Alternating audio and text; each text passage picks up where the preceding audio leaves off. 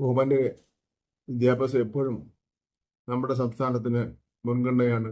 നമ്മുടെ വിദ്യാർത്ഥികൾക്ക് ലോകോത്തര സൗകര്യങ്ങൾ നൽകുവാനുള്ള നമ്മുടെ പ്രതിബദ്ധത ഈ ദർശനത്തിൻ്റെ തെളിവാണ്.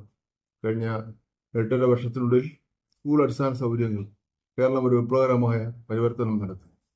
വിദ്യാഭ്യാസ സംരക്ഷണ യജ്ഞം പോലുള്ള സംരംഭങ്ങളിലൂടെ സംസ്ഥാന സർക്കാർ നൂറുകണക്കിന് സ്കൂളുകളെ നവീകരിച്ചു. നമ്മുടെ സ്കൂളുകൾ ഇനി പഠന സ്ഥലങ്ങൾ മാത്രമല്ല, നവീകരണത്തിൻ്റെയും സർഗാത്മകതയുടെയും കേന്ദ്രങ്ങളാണ്. പൊതുവിദ്യാഭ്യാസ വകുപ്പിന് കീഴിലുള്ള കയറ്റ് വഴിയും ക്ലാസ് മുറികൾ ഡിജിറ്റൈസ് ചെയ്തിട്ടുണ്ട്. പഠനാനുഭവം മെച്ചപ്പെടുത്തുന്നതിൽ സാങ്കേതിക വിദ്യ ഒരു പ്രധാനപ്പെട്ട പങ്ക് വഹിക്കുന്നുണ്ടെന്ന് ഉറപ്പാക്കുന്നു. ഇന്ററാക്റ്റീവ്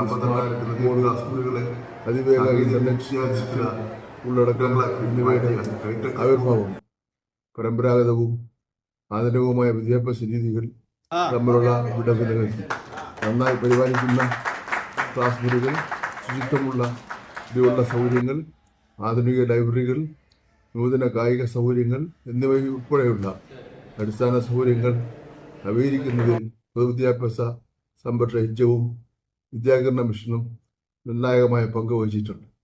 പുതിയ സ്കൂൾ കെട്ടിടങ്ങളുടെ നിർമ്മാണം, നിലവിലുള്ളവയുടെ നവീകരണം, സുരക്ഷിതവും സമഗ്രവുമായ ഇടങ്ങൾ എന്നിവ വിദ്യാർത്ഥികൾക്ക് പരിമിതികളില്ലാതെ പഠിക്കുവാനും വളരുവാനും കഴിയുന്ന ഒരു അന്തരീക്ഷം സൃഷ്ടിച്ചു നിലകൊള്ളുന്നു.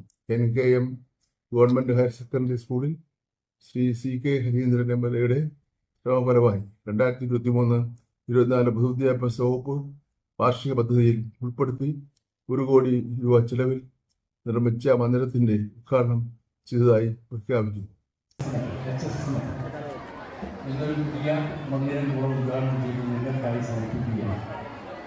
കേരളത്തിലെ വിദ്യാഭ്യാസ വകുപ്പ് മന്ത്രി ശ്രീ ശിവൻകുട്ടി ഇതിൻ്റെ ഔപചാരികമായിട്ടുള്ള ചടങ്ങ് നിർവഹിച്ചു കഴിഞ്ഞു.